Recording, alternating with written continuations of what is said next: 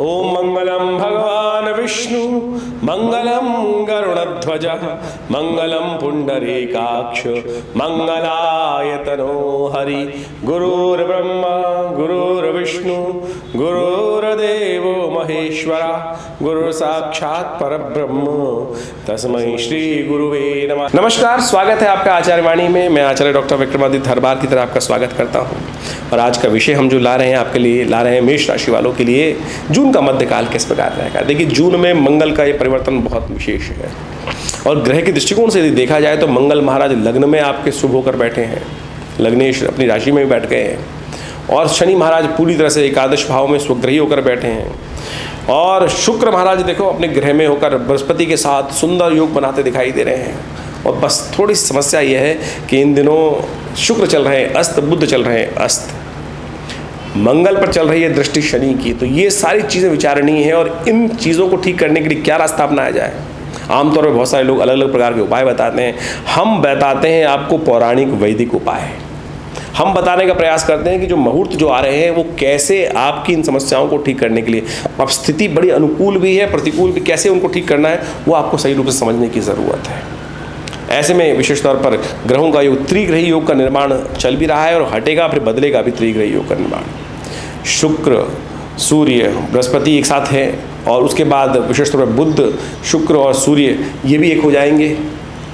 तो ये विशेष तौर पर एक ग्रह भी बनाएंगे। तो ये तीन तिगाड़ा काम बिगाड़ा लगातार स्थिति चल जो रही है, उनको कैसे ठीक करना है आपको, इनको सही रूप से समझने की आवश्यकता है। और देश काल परिस्थिति को समझकर जो बुद्धिमान व्यक्ति कार्य करते हैं वो हमेशा विजय को प्राप्त करते हैं। ये सिद्धांतिक तौर पर हमें समझना चाहिए। तो आप समझें मेष राशि वालों, आपके लिए ग्रहजन क्या खेल खेल रहे हैं, कैसे उनको ठीक करना है। 11 तारीख की यदि हम बात करें, 11 जून को मंगलवार का अवसर, पंचमी तिथि विद्यमान है। सिंह राशि में चंद्रमा पदार्पण करेंगे, उससे पहले कर्क में रहेंगे और ये आपके लिए ओवरऑल अनुकूल स्थिति दिखाई देती है ग्रहगण दृष्टिकोण से। ये आपके लिए विशेष तौर पर लाभ के योग प्रशस्त करेंगे। थोड़ा सा ध्यान रखना पड़ेगा आपको, भ्रमण अननेसेसरी के कार्यों से बचें, बहुत ज़्यादा भ्रमण से बचने का प्रयास करें। जो इन दिनों ग्रहों की स्थिति है वो विशेष तौर पर दिखाती है कि नेगेटिव थिंकिंग ना हो। नेगेटिव थिंकिंग से जितना बचेंगे उतना पॉजिटिव रिजल्ट ला पाएंगे। नेगेटिव थिंकिंग ना करें, न गलत ना सोचें। तो उससे बचते हुए कार्य करने की ज़रूरत है शुरू के दिनों में। इस स्थिति पे ध्यान रखना, 2-3 दिन ये बात खास तौर पर ध्यान रखने की ज़रूरत है। बुढ़वा मंगल है, हनुमान जी को ताकत देंगे तो बहुत सुंदर होगा हनुमान जी कृपा से। और आपकी राशि के अनुसार से तो हनुमान जी आपके इष्ट ही निकलते हैं इस वक्त, तो वही कृपा करने वाले बैठे हैं। और देव योग से इस बार बुढ़वा मंगल पड़ गया है, तीसरा बुढ़वा मंगल है, तो हनुमान जी का स्तवन करें, सुंदरकांड का पाठ करें, समस्त कष्टों को दूर करने के योग बनेंगे। हमने भी विवेकानंद योगाश्रम में ये कार्यक्रम रखा है। इस दिन हनुमान जी की विशेष तरह पूजन करने की सुंदर व्यवस्था, सुंदरकांड रहेगा विवेकानंद योगाश्रम में। आप भी सादर आमंत्रित हैं। शाम को 5 बजे से इस कार्यक्रम में जो भंडारे के साथ, सवामनी के भोग के साथ, हनुमान जी को छोले के साथ, हनुमान जी के यज्ञ के साथ, सुंदरकांड के पाठ के साथ बड़ा विशाल कार्यक्रम रहता है बुढ़वा मंगल पर। तो आप भी सम्मिलित हों इस कार्यक्रम में। देवस्थान है, भगवती का नित्य प्रति स्तवन होता है, 8 घंटे यज्ञ होता है। आप भी रहेंगे तो आनंद रहेगा। मेष राशि वालों के लिए 12 जून का अवसर जो है बड़ा विशेष है। इस दिन बुधवार है, षष्ठी तिथि है और मिथुन राशि में शुक्र का प्रवेश हो रहा है। ये प्रवेश आपके लिए बहुत महत्वपूर्ण रहेगा। शुक्र का परिवर्तन जो होने जा रहा है ये आपके लिए खास तौर पर दिखाता है ये बड़ा महत्वपूर्ण योग बनेगा। लेकिन शुक्र शक्ति में थोड़े कमज़ोर हैं, अस्त चल रहे हैं, तो शुक्र को शक्ति देने का आपको प्रयास करना चाहिए। ऐसे में विशेष तौर पर कई क्षेत्रों में आपके लिए लाभ के योग बन सकते हैं। कई विशेष तौर पर शोध का कार्य बन सकता है, रिसर्च वाले ओरिएंटेड कामों में, सेवा वाले कामों में विशेष तौर पर भाग्य जागने के योग बन सकते हैं। जीवन साथी का सहयोग करना बहुत विशेष है आपके लिए। जीवन साथी का जितना सहयोग प्राप्त होगा, जितना प्रसन्न रहेगा आपसे, उतनी किस्मत को जगाने के योग बन सकते हैं। कई ग्रह इस वक्त एक ही तरफ विचार कर रहे हैं, तो आप विशेष तौर पर जीवन साथी जो शादीशुदा लोग हैं उनको प्रसन्न करने का प्रयास करें, उतना बढ़िया आपके लिए योग बनेगा। शुक्र थोड़ा अस्त है और ये आपके लिए थोड़ा मनोमस्तिष्क में नेगेटिविटी उत्पन्न कर रहा है। गौ सेवा करें, जीवन साथी को प्रसन्न करें, सब ठीक हो सकता है। 13 तारीख के लिए हम बात करें सप्तमी तिथि बृहस्पतिवार का अवसर। ओवरऑल ग्रह नक्षत्र आपके लिए विशेष तौर पर दिखाते हैं कि आप पॉजिटिव होकर काम करें। जो आपके प्रति हीन भावना रखेगा ना वही क्षय को प्राप्त हो जाएगा। ऐसा ग्रह योग का निर्माण आपकी राशि में इन दिनों चल रहा है। तो निर्द्वंदता लाइए, निश्चिंतता लाइए। हम तो अभी यही सोचते रहते हैं पता नहीं सामने वाला क्या सोच रहा है, लेट इट बी। अगर वो नेगेटिव सोच रहा है तो अपना ही नुकसान कराएगा। आपकी राशि में इस वक्त ग्रह योग ऐसे चल रहे हैं इस वक्त, तो इसलिए अपनी चाल में मस्त रहें। हाथी चलत बाजार में जो भौंकते हैं भौंकने दीजिए उनको। कुत्ता भौंक हजार, साधुन को दुर्भाव नहीं जो निंदे संसार। अरे तो आपके ग्रह योग ऐसे हैं कि उनका ही नुकसान होगा। आप अपने पॉजिटिव चलने का प्रयास कीजिए ना, फिर काहे चिंता कर रहे हैं। बृहस्पति का पूजन करें, पीली चीज़ों का दान करें, केले का दान करें, तो ये आपके लिए बड़ा अनुकूल रहेगा। 14 तारीख के दिन हम बात करें, शुक्रवार का अवसर, अष्टमी तिथि है और इस दिन ग्रहों का परिवर्तन हो रहा है। सूर्य जा रहे हैं मिथुन राशि में, बुध जा रहे हैं मिथुन राशि में। जेठ के महीने में ये संक्रांति का शुभ योग बन रहा है। यह आपके लिए परिवर्तन बड़ा महत्वपूर्ण रहने वाला है। यह आपके लिए विशेष तौर पर कई क्षेत्रों में आगे रास्ते खोलने के योग बनाने वाला है और इसको आपको समझना चाहिए। सूर्य परिवर्तित होकर जो योग बना रहे हैं तृतीय भाव में, ये विशेष तौर पर आपके लिए नए पुरुषार्थ को जगाने वाला रहेगा। बुध का परिवर्तन जो हो रहा है नए पुरुषार्थ को जगाने वाला रहेगा। पुरुषार्थ का भाई है, भाइयों का भाव है, ये पुरुषार्थ का भाव है, विशेष तौर पर आपके पार्टनरों का भाव है। ये सब प्रकार से आपके लिए जो उन्नति का योग बन सकता है। चंद्रमा का योग भी जो बदल हुआ है, सब कन्या राशि में जा रहे हैं, बाकी बुध की दूसरी राशि में जा रहे हैं, तो ये बुध का खेल बड़ा विचित्र है। लेकिन बुध इन दिनों अस्त हैं, ये समस्या का कारण है। तो आपकी राशि में बुध को आपको शक्ति देने का प्रयास करना चाहिए। बहनों की सेवा करें। और एक बात ध्यान रखना, बुध जब कमजोर है ही, और ऐसे में मुख से अपशब्द निकलेंगे। बुध का संबंध जीभ से भी होता है, वाणी से होता है, और वाणी में जितने अपशब्द आएंगे बुद्ध उतना नेगेटिव हो जाएगा। कोई उपाय करो ना करो, वाणी से कुछ गलत बात ना निकालो, अपशब्द ना निकालो, गाली ना निकले।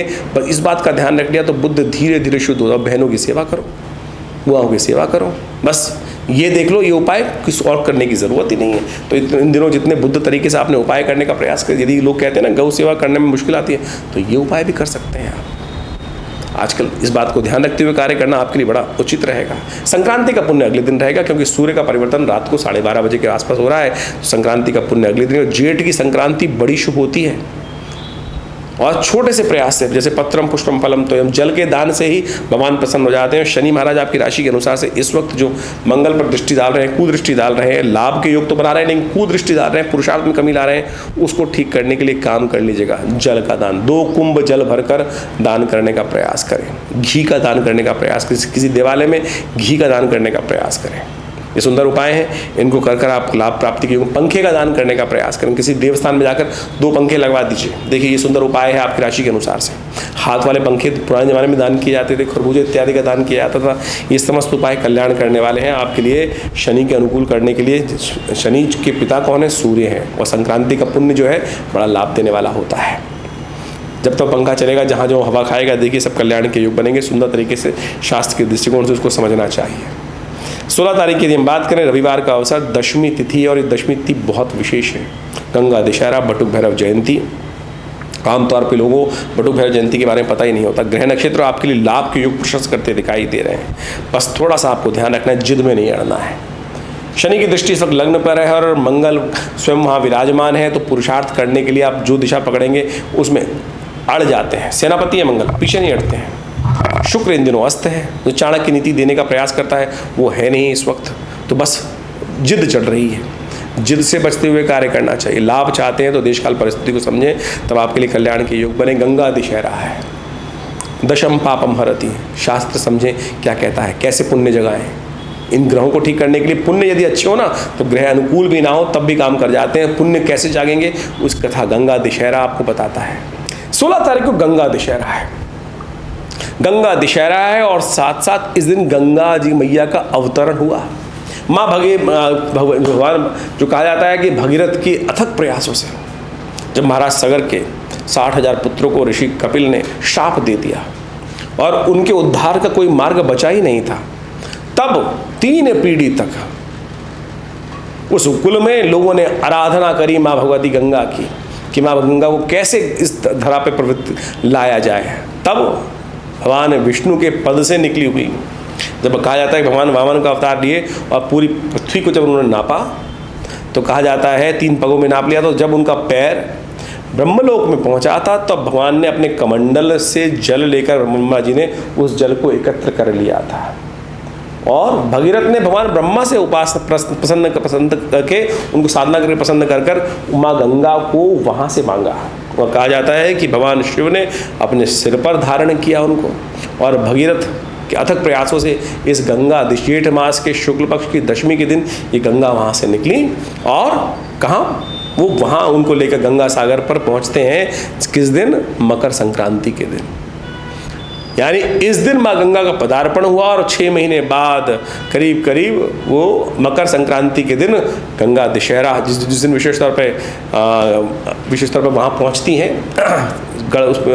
जहाँ सागर से माँ गंगा का मिलन होता है, उस क्षेत्र में जाकर विशेष तौर पर उस दिन उनका पुण्य लोगों पर गमन हुआ। तो ये बड़ी सुंदर कथा है शास्त्र के दृष्टिकोण से, इसका अध्ययन आपको करना चाहिए। तो इस दिन विशेष तौर पर अपने ग्रहों के दृष्टिकोण से आपको समस्त रूप से पूजन करते हुए भगवान शिव पर देखिए ये सुंदर योग बन रहा है। इसके साथ साथ बटुक भैरव जयंती का भी सुंदर योग बन रहा है। बटुक भैरव भगवान साक्षात शिव के अंश हैं। कहा जाता है उनके पिता ने अनन्य श्रद्धा के साथ भगवान से प्रार्थना करी और कहा कि शिव पुत्र के रूप में उनको प्राप्त हो, और कहा जाता है शिवलिंग से ही साक्षात मनोकामना अष्टक जो शब्द जो है विशेष तौर पर उनका स्तोत्र है, उसी प्रार्थना करते हुए भगवान शिव साक्षात जो 8 वर्ष के बालक के रूप में उपस्थित हुए, वो बटुक भैरव के रूप में कहे जाते हैं। और ये अद्भुत है, इनकी जयंती समस्त अनिष्टों को दूर करने वाली है। जीवन में यदि कोई कष्ट इत्यादि, भूत प्रेत इत्यादि, असंग नज़र लगने वाली समस्या हो जाती है बच्चों को, तो ये मंत्र है ओम ह्रीं बटुकाय आपत उद्धारणाय कुरकुर बटुकाय ह्रीं स्वाहा। इसका लगातार यदि यज्ञ कर लिया जाए, और इस दिन विशेष तौर पर उनकी जब जयंती है, रविवार का दिन पड़ रहा है, ये बहुत सुंदर योग बन रहा है। तो उनका विशेष तौर पर खीर के द्वारा मीठे गुलगुले बनाकर उनके द्वारा हवन करने से कहा जाता है समस्त कष्टों को दूर करने के योग बनते आते हैं। ये शास्त्रोक्त कथा है, इसको अवश्य उनके निमित्त हमें करने का प्रयास करना चाहिए। ये बहुत सुंदर रहेगा। तो अवश्य इस दिन ये करने का प्रयास कीजिए, आपकी राशियों के अनुसार से परिवर्तन का योग बहुत सुंदर बनेगा। तो ये अद्भुत महत्व है गंगा दशहरा का और बटुक भैरव जयंती का। शास्त्र में ये रहस्य छुपे बैठे हैं पुराणों में, और हम फंसे रहते हैं पता नहीं कौन कौन से टोटकों में। हींग लगे ना फिट की रंग चौका हो, ज्योतिष में यही सैद्धांतिक तौर पर वैदिक ज्योतिष के अनुसार से आपको समझने का प्रयास करना चाहिए। 17 तारीख का दिन सोमवार का अवसर, एकादशी तिथि, तुला में चंद्रमा का प्रवेश हो रहा है रात्रि में करीब 12:30 बजे के आसपास। और ये परिवर्तन जो आपके लिए बनता दिखाई दे रहा है बड़ा महत्वपूर्ण रहेगा। अभी जो एंजाइटी डिसऑर्डर्स की समस्या थी उनसे निकल कर आप बाहर आ जाएंगे, नए विचार से प्राप्ति के योग बन जाएंगे। चंद्रमा तुला में जाना आपके लिए नई शक्ति का संचार करने के योग बनाता दिखाई देगा, और इस नए पॉजिटिव वे से काम करने से बहुत बढ़िया तरीके से लाभ के योग बन जाए। एकादशी है इस दिन, निर्जला एकादशी स्मार्थों के लिए। इस बार एकादशी 2 हो गई हैं। एकादशी जो स्मार्थों के लिए रहेगी सोमवार के दिन 17 तारीख को, और वैष्णवों के लिए रहेगी 18 तारीख को। वैष्णव आचार्यों का मत है कि जिस दिन एकादशी जो हो वो विशेष तौर पर द्वादशी युक्त तो बहुत सुंदर होती है। तो इस बार द्वादशी युक्त एकादशी पड़ गई है, उस दिन मंगलवार भी पड़ गया है और उस दिन बुढ़वा मंगल भी पड़ गया, तो बहुत पुण्य वाली हो गई है। तो एकादशी के दिन गंगा इस बार जो एकादशी निर्जला एकादशी होती है इसमें जल का दान यथेच्छ भाव से करने का प्रयास करना है। जेठ में और कोई दान शेष नहीं कहा गया, खरबूजे का दान, पंखे का दान, तरबूज का दान, ये सब चीज़ों का दान, शरबत का दान, ये सब करके आप पुण्य को जगा सकते हैं। अवश्य करने का प्रयास करना चाहिए, बहुत सीधा साधा उपाय है, और देखिए कोई कल्याण का योग अवश्य बनेगा। 18 तारीख मंगलवार जैसा हमने कहा वैष्णव की एकादशी का दिन है। ग्रह नक्षत्र आपकी राशि के अनुसार से अनुकूल परिस्थिति बना रहे हैं आपके लिए, विचारों में नई दृढ़ता देने का प्रयास कर रहे हैं। यदि आप पॉजिटिव होकर काम करेंगे तो बहुत सुंदर रहेगा। और इस दिन जैसा हमने कहा कि इस दिन एकादशी वैष्णवों की एकादशी भी है, और बुढ़वा मंगल का अंतिम बुढ़वा मंगल भी है जेठ का। और देखिए मंगल और शनि की जो दृष्टि चल रही है ना, मंगल पर शनि की दृष्टि जो है वो कहीं ना कहीं थोड़ा सा आपको नेगेटिव ले जा सकती है। उसको ठीक करने के लिए हनुमान जी की उपासना ही सबसे श्रेष्ठ है। तो इस बुढ़वा मंगल पर आनंद भाव से, अंतिम बुढ़वा मंगल पर जेठ पर 1 साल तक नहीं बनेगा ये योग, तो जेठ भाव में आनंद भाव से परमात्मा का भजन करें, हनुमान जी की उपासना करें। हमने भी विवेकानंद योगाश्रम में इस अंतिम बुढ़वा मंगल पर सुंदरकांड का पाठ रखा हुआ है। बुढ़वा मंगल पर हनुमान जी की सवामनी का भोग भी है, तो आप भी इसमें सम्मिलित हो सकते हैं। सादर आमंत्रित हैं, जो लोग आना चाहें आए। अपने नाम से भी अपने सुंदरकांड का पाठ करा सकते हैं। सुंदर विद्वान ब्राह्मणों की व्यवस्था है, आप उसका लाभ लेते हुए कार्य करें। 19 तारीख का अवसर बुधवार का दिन, द्वादशी तिथि है, और साथ साथ वृश्चिक राशि में चंद्रमा का पदार्पण हो रहा है मध्याह्न में करीब 11 बजे के आसपास। ये परिवर्तन आपके लिए लाभ के योग प्रशस्त करेगा, लेकिन थोड़ा सा मनोमस्तिष्क में बंधन रहेगा, क्योंकि वृश्चिक में चंद्रमा शीर्ण हो जाते हैं। प्रदोष का योग, बुध भी अस्त हैं, चंद्रमा शीर्ण है, शुक्र भी अस्त हैं, तो ऐसे में थोड़ा सा ध्यान रखें। बुद्ध को ठीक करने का प्रयास हमने आपको बताया था थोड़ी देर पहले, उसको करने का प्रयास कीजिए। मुख से अपशब्द ना निकले, गौ सेवा जितनी हो सकती है ये उपाय करने का प्रयास करें। गाय को हरा चारा डालें, गाय को पालक खिलाएं, गाय को जितना भी हो सकता है सेवा करने का प्रयास करें। बुद्ध को ठीक करने का इससे सुंदर उपाय नहीं है। एक और उपाय बता देते हैं, शिव के मंदिर में बिलपत्र अर्पित करें। शास्त्र कहता है अखंडैव बिल्वपत्रैः च पूजयेत् शिव शंकरम कोटि कन्या महादानम बिल्वपत्रम शिवार्पणम। कहा गया है विशेष तौर पर इसको अवश्य करने का प्रयास करना चाहिए। जो बिल्वपत्र भगवान को अर्पित करता है, त्रिदुलम त्रिगुणाकारम त्रिनेत्रम च त्रिधायुधम त्रिजन्म पाप संहारम बिल्वपत्रम शिवार्पणम। तो पाप पुण्य के चक्कर से हटो, बिल्वपत्र अर्पित करके भगवान का कृपा करने का प्रयास करो, ग्रह भी अनुकूल हो जाएंगे। बुद्ध को ठीक करने के लिए इससे सुंदर उपाय हो नहीं सकता है। और आपकी राशि के अनुसार से बुद्ध इस वक्त यदि आप ठीक रहे तो बहुत सुंदर रहेगा। बुद्ध के घर में ही सूर्य चल रहा है, बुद्ध के घर में ही इस वक्त बुद्ध स्वयं अपने घर में चल रहे हैं और वो कमज़ोर हैं, शुक्र भी वहीं चल रहे हैं। तो ये उपाय अवश्य करें, देखिए कल्याण के युग बनेंगे। और बुद्ध बुद्धि का मालिक है और इस पुरुषार्थ का मालिक है, आपके सेवा भाव का मालिक है। तो इनको जितना लाभ चाहते हैं ये अवश्य करने का प्रयास करें। 20 तारीख का अवसर, बृहस्पतिवार का अवसर, त्रयोदशी तिथि है। ग्रह नक्षत्र आपकी राशि के अनुसार से गजकेसरी योग का निर्माण उपस्थित है। पॉजिटिव थिंकिंग में सोचकर कार्य करने का प्रयास करेंगे। चने की दाल का दान करने का प्रयास करें, बृहस्पतिवार का अवसर है। गाय गौशाला में भिजवा दीजिए चने की दाल, पीली चीज़ों का दान कर दीजिए। ये गजकेसरी योग लाभ देने के लिए बना है, लाभ दे के ही जाएगा। ज्योतिष एक बहुत गूढ़ विषय है। ज्योतिष के 2 भाग हैं, एक गणनाएं हैं और दूसरा उसका फलित भाग है। भारतीय संस्कृति ने, भारतीय ऋषि मुनियों ने, मनीषियों ने जो पौराणिक काल के अंदर और उपनिषद काल के अंदर इस ज्योतिष विज्ञान को पंचांग के साथ जोड़ते हुए, एस्ट्रोनॉमिकल पॉइंट ऑफ व्यू से जोड़ते हुए गणित को फलित के साथ जोड़ा और कई अपने अनुभवों से ऐसे उपाय शास्त्र में वर्णित किए जिनको हम आज उत्सव मुहूर्तों के रूप में जानते हैं। ये उत्सव वास्तविक तौर पर मुहूर्त है। और हमने इस कार्यक्रम के माध्यम से, अपने आश्रम के माध्यम से जो अपना एक चैनल बनाया आचार्य वाणी, उसमें हम इन्हीं पौराणिक उपयोगों को लेकर, प्रयोगों को लेकर, पुराणिक कथाओं के माध्यम से जो ये मुहूर्त आते हैं वही वास्तविक तौर पे आपके कष्टों का निवारण का योग बनते हैं। देखिए समझ लीजिए एक बात खास तौर पर, विशेष तौर पर ये जो मुहूर्त हैं, जैसे इस अभी आने वाले इन 10 दिनों में गंगा दशहरा, बटुक भैरव जयंती, धूम्रावती जी की जयंती, ग्रहों का परिवर्तन का योग, संक्रांति, एकादशी, ये सब जो पड़ रही हैं, ये विशेष तौर पर ये वो सुंदर मार्ग हैं, सुंदर वो मुहूर्त हैं जिनमें एक छोटा सा कर्म यदि सही दिशा में कर लिया जाए तो उसका कई गुना अधिक प्रभाव उत्पन्न होता है। आमतौर पर आज जो लोग जो ज्योतिष के अंतर्गत आ गए हैं, अपने आप को रखने का प्रयास करते हैं, वो सारे के सारे टोटके और फालतू जो विशेष तौर पर शास्त्रोक्त नहीं है उन प्रयोगों को लोगों के समक्ष रखने का प्रयास करते हैं और भ्रांति ऐसी उपस्थित कर देते हैं कि वो शास्त्र के साथ सम्मत बात कर रहे हैं। तो ज्योतिष टोटकों का विज्ञान नहीं है। ज्योतिष के साथ साथ यदि अध्यात्म को और शास्त्र पुराणों को, वैदिक कथाओं को, वैदिक रहस्यों को यदि समझने का प्रयास करें, हमने उसी को जोड़ के आपके समक्ष इन समस्त उपायों को बताने का प्रयास किया। और उन उपायों को आप सही रूप में, सही दिशा में, हमारे मनीषी गणों ने जो व्यवस्था करी, पंचांग के दृष्टिकोण से आप देखें, हर रोज़ कोई ना कोई उत्सव है। भारतीय संस्कृति एक ऐसी संस्कृति है जिसमें हर रोज़ कोई उत्सव है। हमारे यहाँ मरण दिन नहीं मनाया जाता, मरण दिन नहीं मनाया जाता। हमारे यहाँ सब आनंद उत्सव है। जीवंत संस्कृति है भारतीय संस्कृति। और नई दिशा, नया सूर्य, नया कुछ उत्पन्न करने के लिए, नया लाभ देने के लिए उत्पन्न होता है हर रोज़, उदय होता है हर रोज़। तो हम उस रूप में अपनी संस्कृति को समझते हुए कार्य करें तो बड़ा सुंदर रहेगा आपके जीवन। देखिए जीवन में सुख और दुख एक पहिए के समान है, चलते रहते हैं, आता जाता है। तो वो परिवर्तन की तरफ है, कोई भी चीज़ स्थायी नहीं है। बस विश्वास जगाना है, सही दिशा पकड़नी है। और अभी जो हम ज्योतिष के दृष्टिकोण से आपके समक्ष ये सारी बातें बता रहे हैं, ये सारी की सारी गोचर के दृष्टिकोण से, आपकी राशि, जन्म राशि कौन सी है, चंद्रमा कहाँ विराजमान है, वो चंद्र राशि मानी जाती है। और उसके साथ में किस लग्न में जन्म हुआ है वो आपकी लग्न राशि मानी जाती है। तो उन सबको समझकर ज्योतिष की गणनाओं को आपके जीवन में उतारने का, हमको समझने का और फिर आपको बताने का प्रयास किया जाता है। हम यहाँ राशि के गोचर के प्रभाव के अनुसार से आपको बताते हैं।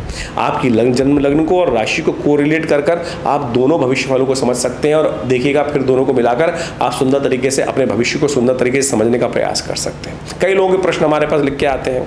बहुत सारे लोग पूछते हैं कि महाराज हमारी, आप इतने सारे लोगों को एक ही राशि में कैसे? देखिए गोचर का प्रभाव है।